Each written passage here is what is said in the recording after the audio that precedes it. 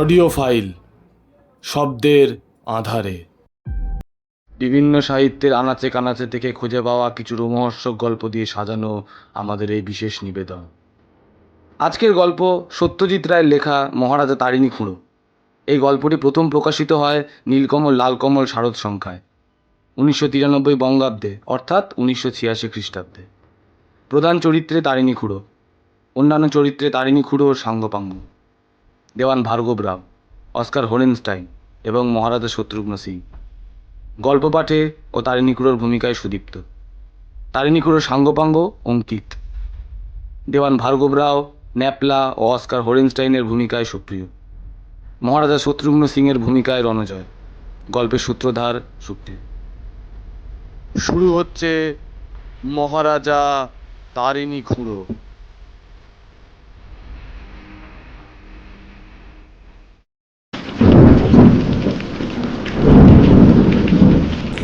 আজ আপনার কপালে ভ্রুকুটি কেন খুড়ো?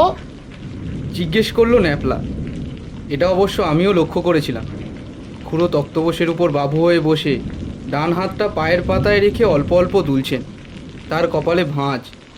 খুড়ো বললেন, এই বাদলার সন্ধ্যায় গরম চা যতক্ষণ না পেটে পড়ছে ততক্ষণ ভ্রুকুটি থাকতে বাধ্য। খুড়ো আসার সঙ্গে সঙ্গে চা অর্ডার দেওয়া হয়েছে। বেশি দেরিও হয়নি, তাও আমি আরেকবার চাকরের নাম ধরে হাঁক দিলাম, এই চাটা দিয়ে যা। আপনার গল্প পাতা হয়ে গেছে? জিজ্ঞেস করলো ন্যাপলা। সত্যি ওর সাহসের অন্ত নেই। গল্প আমি ফাঁদি না। দাঁত খিচিয়ে বললেন খুড়ো। আমার অভিজ্ঞতার স্টক অঢেল। সে ফুরুতে ফুরুতে তোদের গোপদারি গজিয়ে যাবে। চা এলো। খুড়ো একটা সশব্দে চুমুক দিয়ে বললেন, একদিনকার সুলতানের গল্প হয়তো তোরা শুনেছিস। সেটা ঘটেছিল হুমায়ুনের যুগে। সেরকম আমাকে 5 দিনের মহারাজা হতে হয়েছিল একটা নেটিভ স্টেটে। সেই গল্প তোদের বলেছি কি? আমরা সকলে একসঙ্গে না বলে উঠলাম। আপনাকে সিংহাসনে বসতে হয়েছিল? আজ্ঞে না, 1964-র ঘটনা। তখন রাজারা আর সিংহাসনে বসে না। ভারত অনেক দিন হলো স্বাধীন হয়ে গেছে। তবে রাজা গুলাব সিংয়ের তখনও খুব খাতির। রাজ্যের সব লোকেরা তাকে মহারাজা বলে সম্বোধন করে। যাকগে, গল্পটা বলি শোন। খুড়ো কাপে আর একটা চুমুক দিয়ে তার গল্প শুরু করলেন। আমি তখন ব্যাঙ্গালোরে, মাদ্রাজে 2 বছর একটা হোটেলের ম্যানেজারি করে আবার ভবঘুরে। সেই সময় একদিন খবরের কাগজে একটা বিজ্ঞাপন চোখে পড়ল। অদ্ভুত বিজ্ঞাপন। ঠিক তেমনটি আর কখনো চোখে পড়েছে বলে মনে হয় না। বিজ্ঞাপনের মাথায় একজন লোকের ছবি, তার নিচে বড় হরফে লেখা 10,000 টাকা পুরস্কার। তারপর ছোট হরফে লিখছে যে ছবির চেহারার সঙ্গে আদল আছে এমন লোক যদি কেউ থেকে থাকে, সে যেন নিম্নলিখিত ঠিকানায় অ্যাপ্লাই করে, তার নিজের ছবি সমেত। যাদের চেহারা মিলবে তাদের ইন্টারভিউতে ডাকা হবে। ঠিকানা হলো ভার্গব রাও, দেওয়ান, মন্দোর স্টেট, মাইসোর। মন্দোর নামে যে একটা নেটিভ স্টেট আছে সেটা টক করে মনে পড়ে গেল, কিন্তু বিজ্ঞাপনে যা ছবি রয়েছে তিনি যে কে সেটা ঠিক বুঝতে পারলাম না। নাই বা বুঝি, এতটুকু বুঝেছি যে এ চেহারার সঙ্গে আমার চেহারার বিলক্ষণ মিল। আমি যদি আমার গোফটাকে একটু সরু করে ছাঁটি তাহলে 2 চেহারার তফাৎ করা খুব মুশকিল। গোপ ছেটে ভিক্টোরিয়ার ফটো স্টোরে গিয়ে একটা পাসপোর্ট সাইজের ছবি তুলে অ্যাপ্লাই করে দিলাম। 10,000 টাকার লোভ সামলানো কি সহজ কথা?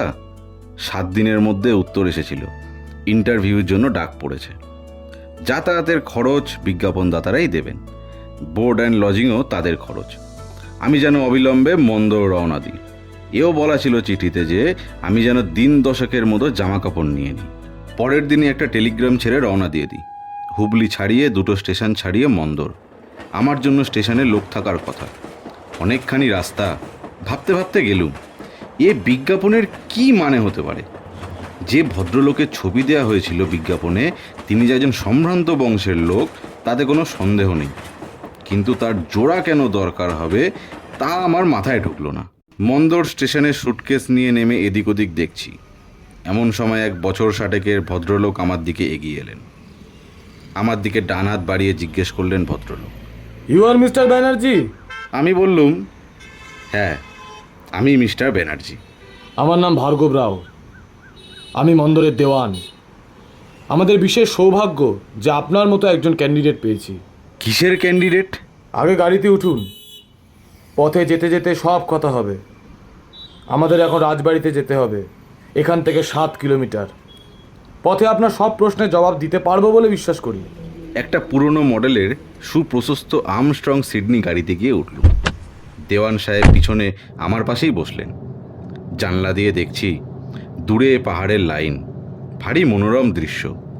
গাড়ি রওনা হওয়ার পর দেওয়ান রহস্য উদ্ঘাটন করতে শুরু করলেন। মিস্টার ব্যানার্জি, আমাদের এখানে হঠাৎ একটা দুর্ঘটনা ঘটায় একটা জটিল পরিস্থিতি দেখা দিয়েছে। আমাদের মহারাজা গুলাব সিংয়ের হঠাৎ মস্তিষ্কের বিকার দেখা দিয়েছে। হাসপাতালে চিকিৎসা চলছে। মাইসোর থেকে বড় ডাক্তার এসেছেন, কিন্তু খুব শিগগিরই আরোগ্যের কোনো সম্ভাবনা আছে বলে মনে হয় না। অথচ আর 3 দিনের মধ্যে মহারাজার কাছে এক অতি সম্মানীয় গেস্ট আসছেন, আমেরিকা থেকে অস্কার হোলেনস্টাইন। উনি প্রাচীন শিল্পদ্রব্য সংগ্রহ করেন এবং তার পেছনে লাখ লাখ ডলার খরচা করেন। আমাদের রাজারও সংগ্রহে অনেক পুরনো জিনিস আছে। তার ইচ্ছা ছিল হোলেনস্টাইনকে কিছু জিনিস বিক্রি করা। তার একটা কারণ অবশ্য এই যে আমাদের তহবিলে অর্থাভাব দেখা দিয়েছে বেশ কিছুদিন থেকে। আমাদের কম্পাউন্ডে ছোট বড় মাঝারি প্রায় গোটা 6 প্রাসাদ রয়েছে। রাজা তাদের মধ্যে একটিকে হোটেলে পরিণত করার সিদ্ধান্ত নিয়েছেন। মন্দরে দেখবার জিনিসের অভাব নেই। লেক আছে, পাহাড় আছে, জঙ্গল আছে, বাঘ, হাতি, হরিণ আছে। তাছাড়া এখানকার আবহাওয়াও স্বাস্থ্যকর। ঠিকমতো বিজ্ঞাপন দিলে হোটেলের ব্যবসা মার খাবে বলে মনে হয় না। কিন্তু তার আগে কিছু নগদ পাওয়ার সম্ভাবনা ছিল হোলেনস্টাইনের কাছে। সেই জন্য তাকে আমরা আসতে বারণ করিনি বা রাজার অসুখের কথাও বলিনি। বুঝতেই পারছেন। বুঝতে আমি পেরেইছিলাম। বললাম, তার মানে খবরের কাগজে যে ছবিটা ছিল সেটা রাজার ছবি, আর আমাকে কিছুদিনের জন্য রাজার ভূমিকায় অবতীর্ণ হতে হবে। শুধু যে কদিন হোলেনস্টাইন থাকবেন সে কদিন। হোরেনস্টাইনের সাথে রাজার আলাপ কোথায় হলো? আমেরিকায়, মিনিয়াপলিস শহরে। সেখানে রাজা বেড়াতে গিয়েছিলেন মার্চ মাসে। রাজার একমাত্র ছেলে মহিপাল সেখানে ডাক্তারি করে। মিনিয়াপলিসে থাকতে একটা পার্টিতে হোলেনস্টাইনের সাথে আলাপ হয়। সেখানেই রাজা তাকে আমন্ত্রণ জানায়। হোলেনস্টাইনের শিকারের শখ আছে, কাজেই একদিন শিকারের বন্দোবস্ত করতে হবে। আপনি গুলি চালাতে পারেন? আমি বললাম, বিলক্ষণ। যদিও শিকার করিনি প্রায় 10-12 বছর। এই শিকার হাতির পিঠ থেকে, কাজেই অপেক্ষাকৃত নিরাপদ। আপনি যে রাজার সংগ্রহের কথা বলেছিলেন, এগুলো কি ধরনের জিনিস? বেশিরভাগই অস্ত্রশস্ত্র, ছোড়া, ঢাল, তলোয়ার, পিস্তল, এসব প্রচুর আছে এবং দেখলেই বুঝতে পারবেন সেগুলো কত মূল্যবান। এছাড়া প্রসাধনের জিনিসপত্র, আতরদান, আলবোলা, ছবি, ফুলদানি এসবও আছে। আমার মনে হয় না আপনাকে বেশি পিড়াপিড়ি করতে হবে। সাহেবের কথা যা শুনলাম তাতে তিনি নিজেই কিনতে আগ্রহী হবেন। ইনি আসবেন বলে রাজা একটা দামের তালিকা রেখে গেছেন, সেটাও আপনাকে দিয়ে দেবো। দেওয়ানের সঙ্গে কথা বলে সমস্ত ব্যাপারটা বুঝতে পারলাম। আমাকে সাজতে হবে 5 দিনকা সুলতান, তারপর আবার জেকে সেই। অবশ্যই পারিশ্রমিকের কথাটা ভুললে চলবে না। তখনকার দিনে 10,000 টাকার ভ্যালু এখনকার থেকে 5 গুণ বেশি। রাজবাড়ির বিশাল ফটক দিয়ে যখন গাড়ি ঢুকছে তখন বুকের ভেতরটা বেশ একটা দুরু অনুভব হচ্ছিল। কিন্তু সত্যি বলতে কি নার্ভাস একটুও হয়নি। গাড়িতে দেওয়ান বাড়তিনেক আমার দিকে চেয়ে চেয়ে বলছিলেন, আমি স্বপ্নেও ভাবিনি যে আমাদের বিজ্ঞাপনের উত্তরে আমরা রাজার মতো এমন একজন জোড়া পেয়ে যাব। আমি ধরেই নিয়েছিলাম অতিথিকে জানিয়ে দিতে হবে তিনি যেন না আসেন। এখন তো দেখছি সাপও মরলো আর লাঠিও ভাঙলো না। সাহেব আসবে বুধবার, আজ রবিবার। এই 3 দিন আমার কাজ হবে রাজার ডায়েরিটা পড়ে ফেলা আর টেপ রেকর্ডারে রাজার কণ্ঠস্বর শোনা। গোটা 3 ইংরেজি বক্তৃতার টেপ করা আছে। দেওয়ান সেগুলো আমার জিম্মায় দিয়ে দিলেন, আর সেই সঙ্গে চামড়ায় বাঁধানো গত 10 বছরের ডায়েরি। ডায়েরিগুলোকে উল্টে পাল্টে দেখলুম। ইংরেজিতে লেখা, বেশ চোস্ত ইংরেজি। নানান খুঁটিনাটির খবর রয়েছে তাতে। রাজা কখন ঘুম থেকে ওঠেন, কি ব্যায়াম করেন, কি খেতে ভালোবাসেন, কি পড়তে ভালোবাসেন, সঙ্গীতে যে রাজার রুচি নেই, এই সবই ডায়েরি থেকে জানা যায়। রাজার স্ত্রী মারা যান বছর 3 আগে। তাতে তিনি সাময়িকভাবে কীরকম ভেঙে পড়েছিলেন। মৃত্যুর পর 15 দিন তার ডায়েরির পাতা ফাঁকা। সেসবও খবর আমার খুব কাজে দিল। 3 দিন শেষে আমি দেওয়ানকে বললাম আমি একদম তৈরি। এছাড়া আরেকটা কথা আমি 2 দিন ধরে বলবো করছিলাম, সেটা আজ বলেই দিলাম। দেওয়ানজির ব্যবস্থা সবই ভালো, কিন্তু আমার দ্বারা ওই রাজসজ্জায় শোয়া চলবে না। অত নরম বিছানায় শোয়ার অভ্যেস আমার নেই, তাতে ঘুমের ব্যাঘাত হয়। তাহলে আপনি থাকবেন কোথায়? জিজ্ঞেস করলেন দেওয়ানজি। আমি বললাম কেন, আপনার তো এখানে অনেক ছোট ছোট প্রাসাদ রয়েছে, লাল কোঠি, পিলা কোঠি, সাফেদ কোঠি, এর একটাতেও থাকা যায় না? তা অবশ্যই যায়। দেওয়ান চিন্তিতভাবে বললেন, একদিক দিয়ে লাল কোঠিতে থাকাটা খুব সুবিধে। একটা চমৎকার শোবার ঘর আছে, সেখানে মহারাজার বাপ মাঝে মাঝে থাকতেন। শত্রুঘ্ন সিং এক বাড়িতে বেশি দিন থাকা পছন্দ করতেন না, তার জন্য নানান ছোট ছোট বাসস্থান বানানো হয়েছিল। বেশ তো, সে লাল কোঠিতেই থাকবো। থাকবেন? কেন, অসুবিধাটা কি? একটা ব্যাপার আছে। কি ব্যাপার? বছর 50 বয়সে শত্রুঘ্ন সিংয়ের মাথা খারাপ হয়ে যায়। উনি নিজের মাথায় রিভলভার মেরে আত্মহত্যা করেন, এবং সেটা করেন ওই লালকুঠির শোবার ঘরে। আপনার ধারণা প্রেতাত্মা বাস করে ওই ঘরে? সে তো জানি না, তার মৃত্যুর পর ও ঘরে আর কেউ থাকেনি। তাহলে ও ঘরে আমি থাকবো। এই অভিজ্ঞতার সুযোগ ছাড়া যায় না। আমি অনেক ভূত দেখেছি, তাই আমার ভূতের ভয় নেই। আর বিছানা যেন অত নরম না হয়। দেওয়ানজি রাজি হয়ে গেলেন। অবশ্য অবাকও কম হননি। একজন বাঙালি হয়ে যে এত সাহস থাকতে পারে, সেটা বোধহয় উনি ভাবতে পারেননি। সেদিনই বিকালে সাহেব এসে পড়লেন। বয়স আন্দাজ 50, আমার চেয়ে ইঞ্চি 3 লম্বা, মুখের সব মাংস যেন থুতনিতে গিয়ে জমা হয়েছে। নীল চোখে সোনালি চশমা, মাথায় কাঁচা পাকা মেশানো চুল, মাঝখানে সিঁথি করে ব্যাক ব্রাশ করা। সাহেব আসা মাত্র অবশ্যই আমি তার সাথে দেখা করিনি।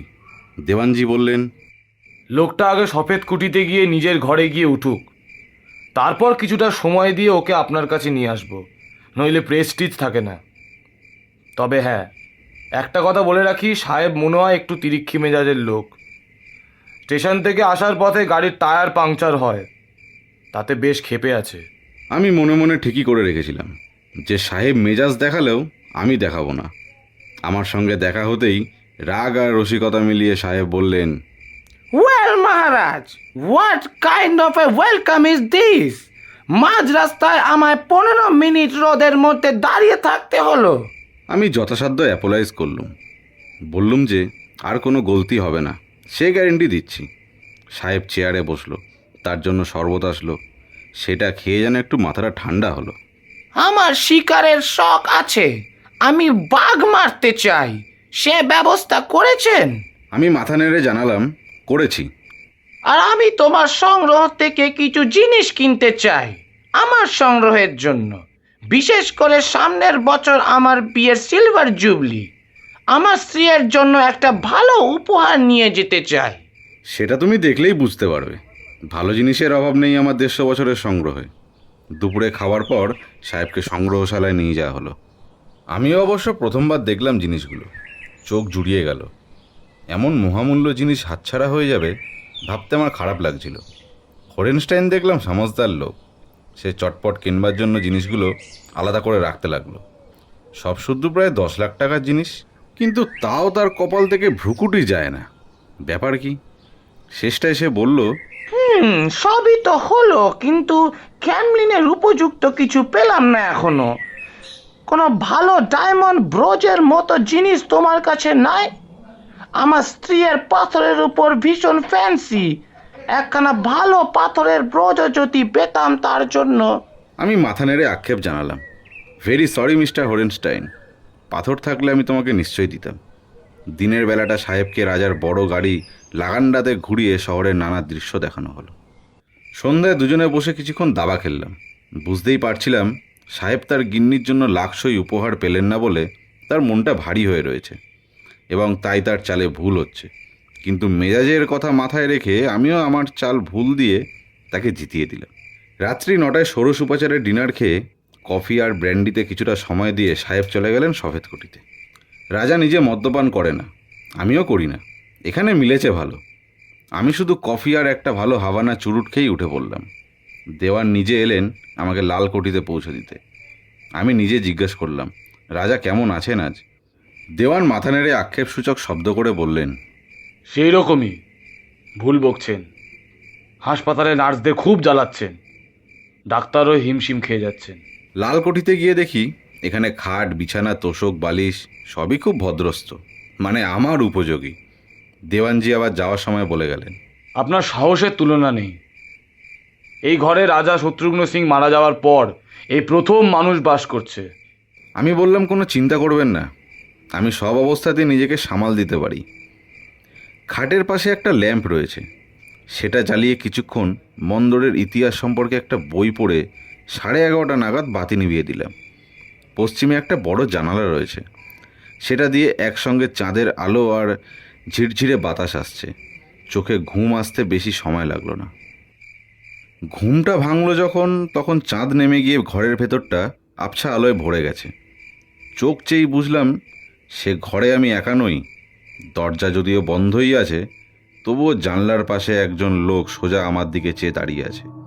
আমারই মতো লম্বা আর আমারই ধাতের চেহারা, কেবল গোফটা আমার চেয়ে একটু বেশি পুরু। চাঁদের আলোয় খুব স্পষ্ট বোঝা না গেলেও লোকটা যে গাঢ় বিলিতি পোশাক পরে রয়েছে সেটা বুঝতে পারলাম। আমি কনুইয়ে ভর দিয়ে একটু উঠে বসলাম। বুকের ভেতরে একটা মৃদু কাঁপুনি অনুভব করছিলাম, কিন্তু সেটাকে আমি ভয় বলতে রাজি নই। বেশ বুঝতেই পারছি যে যিনি প্রবেশ করেছেন তিনি জ্যান্ত মানুষ নন, তিনি প্রেতাত্মা। এবং ইনি যে বর্তমান রাজার বাপ শত্রুঘ্ন সিংয়ের প্রেতাত্মা তাতে কোনো সন্দেহ নেই। ইনি এই ঘরে নিজের মাথায় রিভলভার মেরে আত্মহত্যা করেছিলেন। I have come to tell you something. গম্ভীর গলায় বললেন প্রেতাত্মা। বাকি কথাও ইংরেজিতেই হলো, আমি সেটা বাংলায় বলছি। আমি জিজ্ঞেস করলাম, কি বলতে এসেছেন আপনি? আজ থেকে 30 বছর আগে আমি একটা মহামূল্যবান পাথর কিনেছিলাম ভিয়েনাতে একটা নিলামে। সেটা একটা পান্না, তার নাম ছিল ডোরিয়ান এমারেল্ড। এমন পান্না সচরাচর দেখা যায় না। সে পান্না কি হলো? এখনো আছে আমার ছেলের আলমারির দেরাজের একটা মখমলের বাক্সতে। যদি পারো তো সেটা বিক্রি করে দাও। খরিদ্দার যখন পেয়েছো তখন এই সুযোগ ছেড়ো না। কেন বলছেন এ কথা? ও পাথর শয়তান পাথর। যখন কিনি তখন আমি এটা জানতাম না। ওর প্রথম মালিক ছিল লুক্সেমবার্গের কাউন্ট ডোরিয়ান। সে তার কেল্লার ছাদ থেকে লাফিয়ে পড়ে আত্মহত্যা করে। তার দেহের একটা হাড়ও আস্ত ছিল না। তারপর এই পান্না 19 জনের হাতে ঘোরে। 19 জনই আত্মঘাতী হয়। আমি এটা জেনেও পান্নাটি হাতছাড়া করিনি, কারণ এমন আশ্চর্য পাথরের সাথে যে এত ট্র্যাজেডি জড়িয়ে থাকতে পারে সেটা আমি বিশ্বাস করিনি। কিন্তু আমার মৃত্যুর জন্য ওই পাথরই দায়ী। আজ যে আমার ছেলের মাথা খারাপ হয়েছে তার জন্য ওই পাথরই দায়ী। আমার নাতির এখনো কিছু হয়নি, কিন্তু ভবিষ্যতে। প্রেতাত্মা কথা বলা থামালেন। আমি বললাম, আপনি নিশ্চিন্ত থাকুন, আমার দৃঢ় বিশ্বাস আমিও পান্নাকে বিদায় করতে পারবো। তবে আমি আসি। চাঁদের আলোয় প্রেতাত্মা ক্রমে অদৃশ্য হয়ে গেল। আমি বাকি রাত আর ঘুমোতে পারলাম না। পরদিন সকালে দেওয়ানকে বললাম রাত্রের ঘটনাটা। দেওয়ান তো শুনে থ। দেওয়ান বললেন, কিন্তু আমি এমন পাথরের কথা জানি না। আমি বললাম, যাই হোক, আলমারির দেরাজটা খুলে একবার দেখতে হয়। আলমারির দেরাজ খুলে লাল মখমলের বাক্সে পান্নাটা পেতে কোনো অসুবিধাই হলো না। পাথর দেখে আমার চক্ষু স্থির।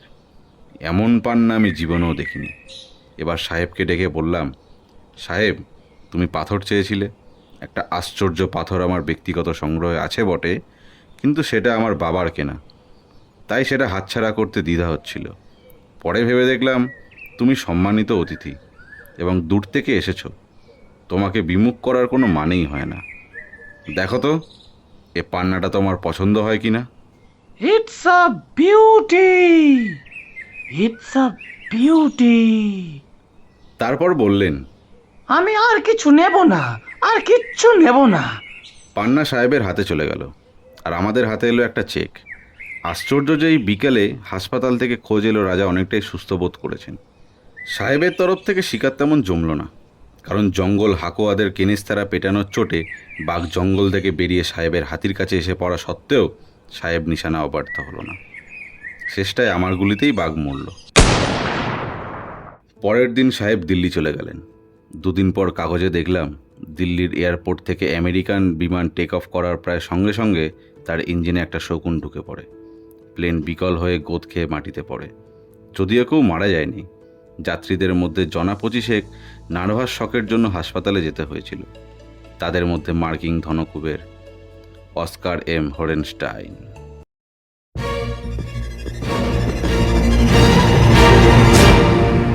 অডিও ফাইল শব্দের আধারে।